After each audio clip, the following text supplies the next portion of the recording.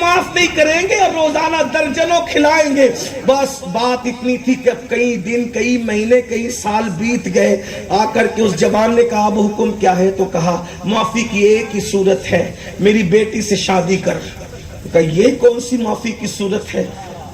اگر میری بیٹی سے شادی نہیں کرتا تو معافی نہیں ہوگی. کہا منظور ہے. کہا لیکن اس سے پہلے، منظور سے پہلے ایک بات سن. شادی کرنے سے پہلے جو لڑکی لڑکے کے نکاح میں دی جا رہی ہے، جو لڑکا جی کسی لڑکی کے ساتھ اس کو اختیار کرنا چاہتا ہے تو دونوں کے عیب بیان کر دینا ضروری ہے. اس لیے کہ اگر تو حسنی سید ہے تو میں بھی حسینی ہوں. میرا نام سید عبداللہ، میرا نام سید عبداللہ سومعی سالار ہے اور میں بھی حسینی سید ہوں. میرا رشتہ بھی امام حسین سے ملتا ہے. امام حسین کی 14ویں پشت کا بیٹا ہوں. اس لیے چاہتا ہوں کہ زبردستی تیرے بندن میں کسی کو اندھیرے میں نہ باندھ دوں. میری بیٹی کے عیب سن لے. میں کسی بے عیب لڑکی کا رشتہ تیرے ساتھ نہیں کر رہا ہوں، بلکہ جو عیبوں سے پر ہے اس کا رشتہ تیرے ساتھ کر رہا ہوں. جوان نے نگاہیں جھکا کے کہا کہ سرکار عیب بیان کرے تو کہا کہ وہ آنکھوں سے اندھی ہے، وہ کانوں سے بہری ہے، وہ ہاتھوں سے لونجی ہے، وہ پیروں سے لنگڑی ہے اور وہ زبان سے گونگی ہے. بول کیا چاہتا ہے، کیا اس کے ساتھ رشتہ کرے گا؟ لیکن شرط یہی ہے اگر اس کو نہ اپنایا تو یاد رکھنا سیب قیامت میں بھی معاف نہیں ہوگا. اس نے عوام نے کہا سرکار اگر اتنی سی چیز پر، یہ بھی اتنی سی چیز ہے جن کے رتبے ہیں سوا، ان کو سوا مشکل ہے، اگر اتنی سی چیز پر اس سیب کی معافی ہو سکتی ہے تو میں اس طرح کی ایک نہیں بلکہ کئی مصیبتیں اپنے سر لینے کو تیار ہوں. اس لیے کہ اندھی بیوی ہوگی، لنگڑی ہوگی، لونجی ہوگی اور جب وہ زبان سے گونگی ہوگی، کچھ بھی ہوگی وہ دنیا تک ہی ہوگی لیکن آخرت میں تو وہ مصیبت نہیں بن سکتی. مگر یہ سیب جو اجازت کے بغیر کھایا ہے وہ آخرت میں مصیبت بن سکتا ہے. اس بزرگ نے، درویش نے کہا تب ٹھیک ہے چلو نکاح کر دیں گے، نکاح کے ساتھ ہی سیب کی معافی ہوگی. نکاح ہوا، سیب کی معافی ہوئی. رات کو حجرے عروسی سجایا گیا اور دلہن کو باپ نے اپنی بیٹی کو حجرے میں بالکل اسی طرح بازو پکڑ کر کے پہنچا دیا جیسے حجرے علی کے اندر نبی نے سیدہ فاطمہ کو پہنچا. اس یاد کو تازہ کر دیا گیا. اللہ اکبر. ثانی فاطمہ جب اپنے شوہر کے حجرے میں پہنچی تو پہنچنے کے بعد ایسا لگتا تھا کہ جیسے اس حجرے میں چراغ جلانے کی ضرورت نہیں ہے. یوں لگتا تھا کہ اس مسافر اجنبی جس کا نام بھی لوگ اب تک نہیں جانتے بظاہر اس عنوان کے تحت اس کے حجرے کو جب سجایا گیا تو یوں لگا کہ کوئی چاند اتر آیا. اندازہ تو فرمائے اللہ اکبر. جب سورج اور چاند ایک دوسرے کے آمنے سامنے ہوتے ہیں تو موسم کتنا بدلتا ہے. جب حسنی چاند اور حسینی چاند ایک دوسرے کے آمنے سامنے کسی حجرے کے اندر کسی رات جمع ہوئے ہوں گے تو اس وقت حجرے کی کیفیت کیا ہوگی یہ تو کوئی نہیں جان سکتا. یہ تو جاننے والے جانتے ہیں یا جن کو خدا نے دل کی آنکھیں دیے وہ جانتے ہیں. بس بات اتنی ہے جب حسنی چاند اور حسینی چاند دونوں ایک دوسرے کے سامنے ہوئے تو اللہ اکبر. حسن کے چاند نے منہ پھیرا، منہ پھیر کر مصلی بچھایا، مصلی بچھا کر چراغ بجھایا، چراغ بجھا کر کے نماز شروع کر دی. نماز پہ نماز، نماز پہ نماز، نماز پہ نماز، نماز پہ نماز. لیکن جب خون حسن نے یہ رنگ دکھایا تو حسینی خون بھی پیچھے نہ رہا. اس نے بھی شوہر کے پیچھے مصلی بچھا کے نماز پہ نماز، نماز پہ نماز، نماز پہ نماز. لوگ شادی کی پہلی رات میں جو کرتے ہیں لیکن یہ حسن اور حسین کی اولاد ہے. اللہ اکبر. جب ایک دوسرے سے موئی پھیرنے کی بات آئی تو روٹ کر بیٹھنا کیا، گلے شکوے کیا، شکایت کیا. اگر جھکنا ہی ہے تو اپنے مولا کی بارگاہ میں جھکے. اس لیے کہ دنیا میں کوئی مسئلہ ہے ہی ایسا نہیں جس کو میرا اللہ حل نہیں کر سکتا. ہر مسئلے کا حل اگر کہیں پر موجود ہے تو وحدہ لا شریک کی بارگاہ میں ہے. مسئلہ ہمارے لیے مسئلہ ہے، اللہ کے لیے کوئی مسئلہ کبھی مسئلہ ہو ہی نہیں سکتا. ان اللہ علی کل شیء قدیر، وہ ہر چاہے پر قادر ہے۔ اللہ اکبر۔ صبح مؤذن نے اذان پڑھی، جب مؤذن نے اذان پڑھی، اذان پڑھنے کے بعد پہلی رات کا دولہا اسی لباس میں مسجد پہنچا، نماز فجر ادا کرنے کے بعد جب آنکھیں چار ہوئی تو تیری رات، تیری صبح کہہ رہی ہے، تیری رات کا فسانہ کے تحت اس درویش نے اس جوان کو دیکھ کر کے کہا، تیرے چہرے کے خد و خال بتاتے ہیں، تیری آنکھوں کا خمار بتاتا ہے، تیری سجی ہوئی زلفوں کی سج دھج بتاتی ہے کہ تو نے حجرہ عروسی کا حق ادا نہیں کیا، بتا بات کیا ہے؟ اس درویش کی آنکھوں میں آنکھیں ڈال کے پہلی مرتبہ اس جوان نے کہا، میں نے تو تمہیں اللہ کا ولی سمجھا، نیک سمجھا، پرہیزگار سمجھا، متقی سمجھا، لیکن بات دو ہی ہو سکتی، یا تو آپ نے مجھ سے جھوٹ کہا اور آپ کا چہرہ دیکھ کر نہیں لگتا کہ یہ کسی جھوٹے کا چہرہ ہے، یا پھر ایسا ہوا کہ مغالطے سے دلہن تبدیل ہو گئی ہے، جس کو آنا تھا شاید وہ نہیں آئی، کوئی اور آ گئی۔ آپ نے تو کہا تھا سرکار وہ اندھی ہے، آپ نے کہا تھا وہ بہری ہے، وہ لنگڑی ہے، وہ لولی ہے، وہ گونگی ہے، لیکن وہاں تو یوں لگتا ہے کہ جیسے آسمان کا چاند زمین پر اتر آیا ہو، ایسا لگتا ہے حسن کی ملکہ نے اللہ اکبر 16 سنگھاروں کے ساتھ اپنا گھونگھٹ اٹھایا ہو، یوں لگتا ہے جیسے ساری بہاریں سمٹ کر کے کسی کے چہرے میں آ گئی ہو، یا یوں لگتا ہے کہ اللہ اکبر حسن کی پری پہ کر جو ہے آج میرے یہاں خرام ناز کرنے کے لیے آئی ہے۔ اللہ اکبر۔ بتائیں بات کیا؟ یا تو دلہن تبدیل ہوئی یا تو آپ نے جھوٹ کہا، اور آپ جھوٹ نہیں کہہ سکتے، آپ کا چہرہ بتا رہا ہے۔ بزرگ نے کہا بیٹا، پیشانی چوم کر کہا تجھ سے یہی توقع تھی، تو توقع سے بھی بہتر نکلا۔ میرے بیٹے سن لے، میں نے نہ جھوٹ کہا، نہ مذاق کیا، نہ دلہن تبدیل ہوئی، جو میں نے کہا وہ بھی سچ ہے، دلہن تیری وہی ہے۔ کہ دونوں سچ کیسے ہو سکتا ہے؟ اللہ اکبر۔ گنگا یا تو مشرق کی طرف بہے گی یا تو مغرب کی طرف، اللہ اکبر، سمت تو ایک ہی ہوگی۔ یہ کیسے ہو سکتا ہے کہ کوئی گنگا مشرق میں بھی بہے اور مغرب میں بھی بہے؟ یاد رکھنا جو ہند کی گنگا ہے وہ دو سمت نہیں بہ سکتی، لیکن ولیوں کی ولایت یہ ہے کہ وہ جدھر جاتے ہیں اس طرف حالات کا رخ موڑ دیا کرتے ہیں، ان کے اپنے انداز ہوتے ہیں۔ اللہ اکبر۔ اس درویش نے کہا بیٹا میں نے سچ کہا، وہ اندھی ضرور ہے مگر اس اعتبار سے کہ آج تک کسی اجنبی کا چہرہ میری بیٹی نے اپنی آنکھوں سے نہیں دیکھا، اس لیے وہ اندھی ہے۔ پھپھی کا بیٹا بھی اس نے نہیں دیکھا، چچا کا بیٹا بھی اس نے نہیں دیکھا، خالہ کا بیٹا کسی محرم کو اس نے قصداً اپنی نگاہ سے نہیں دیکھا۔ ارے اندھا اسی کو تو کہتے ہیں جو کسی کو نہ دیکھے۔ اب بتا میری بیٹی اندھی نہیں ہے تو کیا ہے لوگوں کے اعتبار سے؟ اس نے کبھی حرام نہیں دیکھا، نہ محرم نہیں دیکھا، اس اعتبار سے میری بیٹی اندھی ہے۔ کبھی اس نے جھوٹ نہیں بولا، غیبت نہیں کی، چگلی نہیں کی، زبان کا غلط استعمال نہیں کیا، اس اعتبار سے میری بیٹی گونگی ہے۔ کبھی اس نے غیبت نہیں سنی، کبھی اس نے برائی نہیں سنی، کانوں سے کوئی گناہ نہیں کیا، اس لیے وہ تو کانوں سے بہری ہے۔ اور اپنے باپ کی چوکھٹ انگال کر کبھی وہ کسی اجنبی جگہ نہیں گئی، اس لیے وہ لنگڑی ہے۔ بہنیں موجود ہے تو ان کی توجہ چاہتا ہوں، لوگوں کو آج بھی ایسے ہی لنگڑی لولی اندھی کی ضرورت ہے۔ لوگ بہت خوبصورت ڈھونڈ رہے، میں کہتا ہوں خدا کرے اس خاتون کے صدقے ہمیں کوئی ایسی اندھی مل جائے کہ جو نہ محرم کو نہ دیکھے، کوئی ایسی بہری مل جائے جو حرام نہ سنے، کوئی ایسی گونگی مل جائے جو حرام نہ بولے۔ اللہ اکبر۔ درویش نے جب توضیح پیش کر دی اسی وقت جوان نے جھک کر کے سجدہ شکر ادا کیا، مولا تیرا شکر اور احسان ہے، جیسا چاہتا تھا اس سے بہتر تو نے عطا فرمایا۔ اور اس کے بعد پھر درویش نے رخصت کیا، جاؤ اپنی زندگی گزارو۔ ایسا باپ جو حلال میں یوں بے مثال ہو، ایسی ماں جو یوں پرہیزگار اور متقی ہو، اس باپ کو دنیا ابو صالح کہتی ہے، اس ماں کو دنیا ام الخیر کہتی ہے۔ جب دونوں مرج البحرین کے اعتبار سے دو دریا یوں ملتے ہیں تو انہی سے شیخ عبد القادر جیلانی کی ولادت۔ نعرہ تکبیر، نعرہ رسالت، نعرہ حیدری۔ لوگ نیک اولاد چاہتے ہیں پھر حرام کیوں کھاتے ہیں؟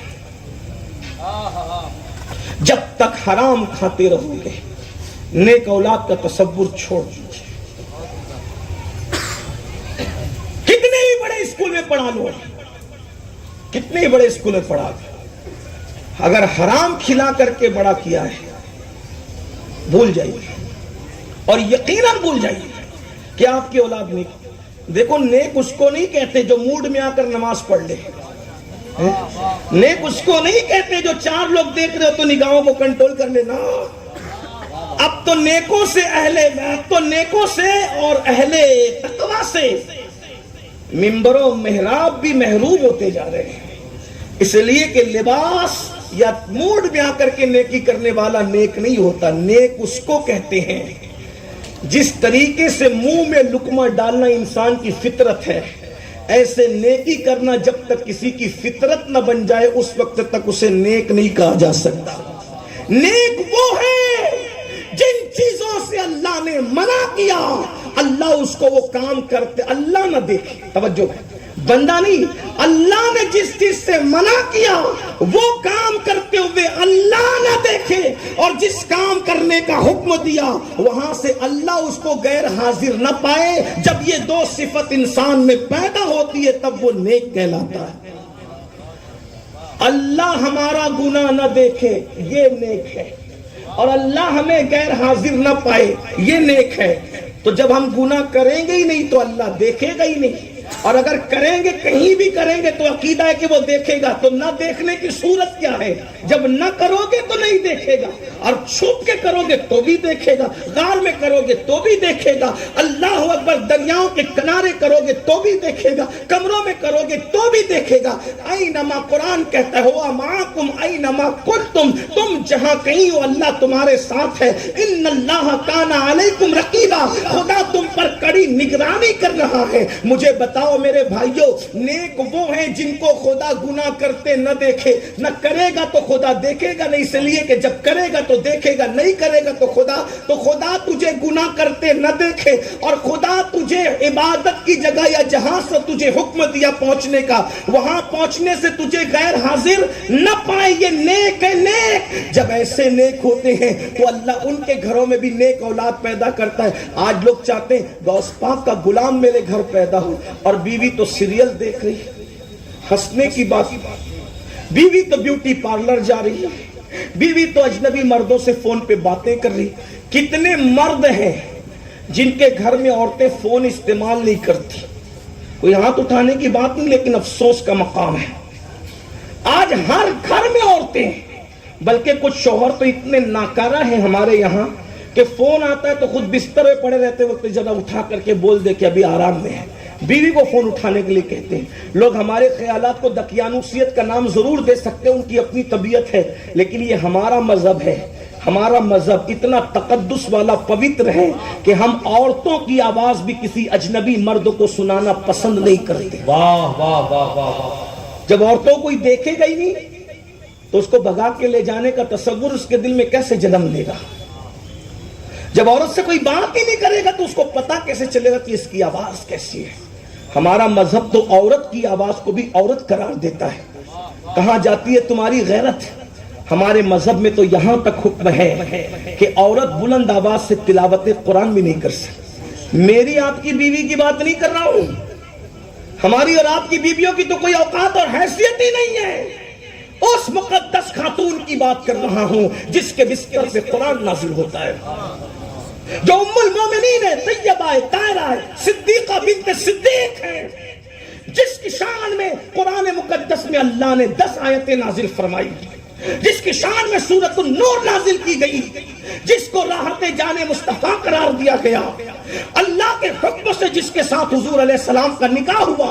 اللہ اکبر، اس مقدس خاتون نے جب بلند آواز سے تلاوت قرآن کی تو اللہ کے رسول نے فرمایا عائشہ، قرآن کی تلاوت کے وقت تمہاری آواز بلند نہیں ہونی چاہیے، کیونکہ عورت کی آواز بھی عورت ہے، جو کائنات کی ماں ہے، مومنین کی ماں ہے، جب اس کی آواز بلند ہونے سے وہ بھی قرآن کے حوالے سے منع کر دیا گیا، تو آج مسلمانوں کی عورتیں اگر رت جگہوں کے موقع پہ روڈ پہ ناچ کر کے گانے گائے تو یہ کون سے مذہب پر عمل ہے؟ اور جو عورتیں شادی اور رت جگہوں کے موقع پہ ناچ کر کے گانے گائے گی تو ان کے گھر میں غلام غوث اعظم پیدا ہوگا یا شمر پیدا ہوگا؟ بڑی معذرت کے ساتھ یہ جو دنیا میں شمر جنم لے رہے ہیں، لوگ آج سے 50 سال پہلے کہتے تھے کہ نسل یزید ختم ہو گئی، ہم نے مان لیا تھا، نسل شمر ختم ہو گئی ہم نے مان لیا تھا، لیکن ان کی خونی نسل تو ختم ہوئی ہے، مگر ان کے افکار کی نسلیں اب بھی موجود ہے۔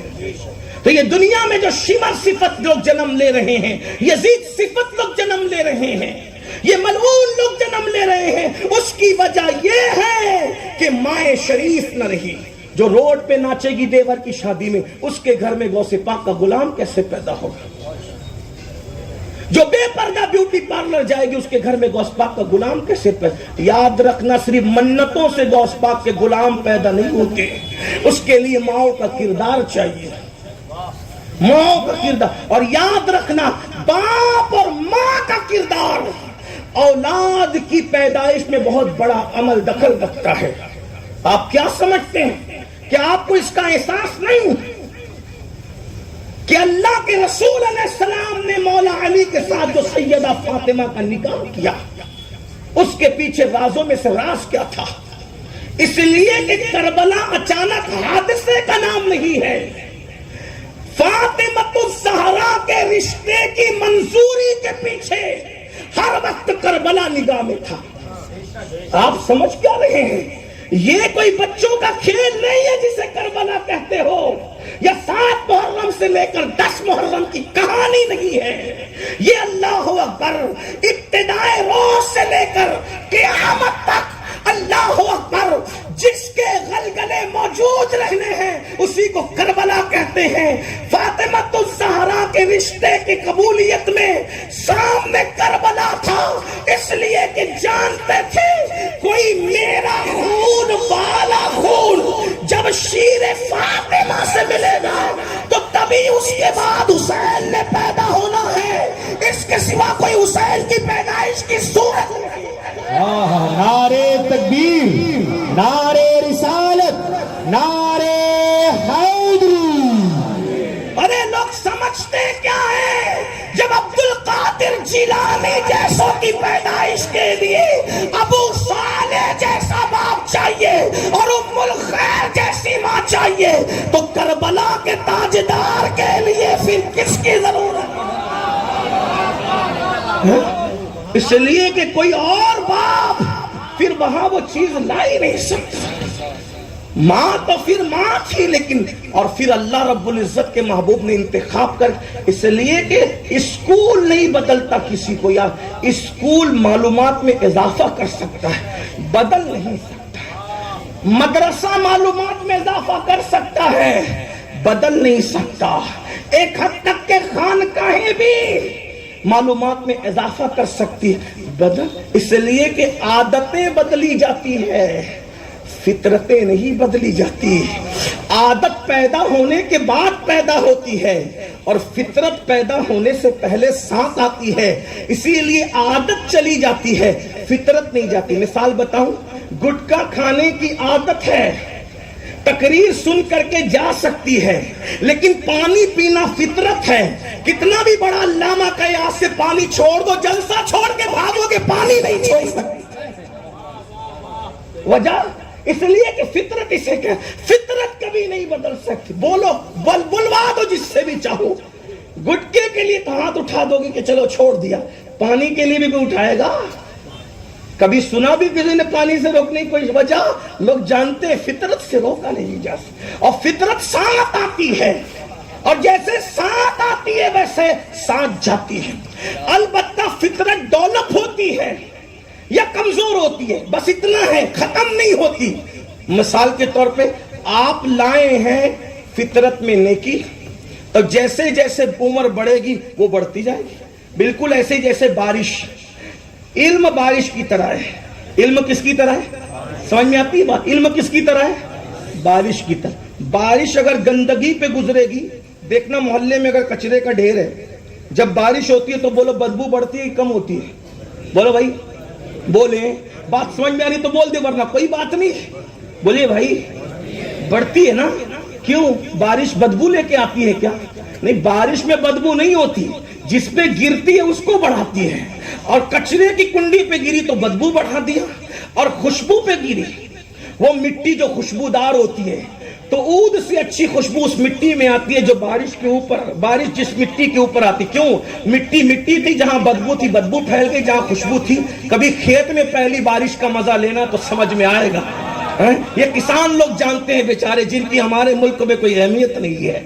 हाँ, ये किसान लोग जानते हैं कि पहली बारिश का मजा, खेत की मिट्टियों से खुशबू की शक्ल में क्या उठता है, बड़ा मजा आता है। खेत छोड़कर जाने को जी नहीं चाहता, और बूंदा बांदी हो तो फिर बात ही और है। हजरत अमीर खुसरो के अंदाज में बात कुछ और कही जा सकती है, लेकिन उन्वान मेरा वो नहीं है। अर्ज क्या कर रहा था कि अल्लाह अकबर बिल्म बारिश की तरह है। अगर इब्ने तैमिया की गंदगी पे पड़ता है तो वो नबी का गद्दार हो जाता है, और गजाली के अदब पे पड़ता है तो गजाली नेकों का सरदार हो जाता है। वाह वाह इल्म दोनों को मिला। अगर सहारनपुरियों की गंदगी पे पड़ा तो नबी के इल्म को जानवरों से तशबीह दे बैठे, और अहमद रजा बरेलवी के इल्म पे, उसकी शराफत पर बारिश के इल्म के छींटे पड़े तो वो यूं कसमें खा के कहता है कि और कोई गैब क्या, तुमसे निराओ भला जब ना खुदा ही छुपा तुम पे करोड़ों दुरूद। नारे तकबीर, नारे रिसालत। फितरत दौलत होती है या कमजोर होती है लेकिन मिटती नहीं है, इसलिए हलाल जो खाते हैं उनके बच्चे हमेशा नेक फितरत होकर के पैदा होते हैं।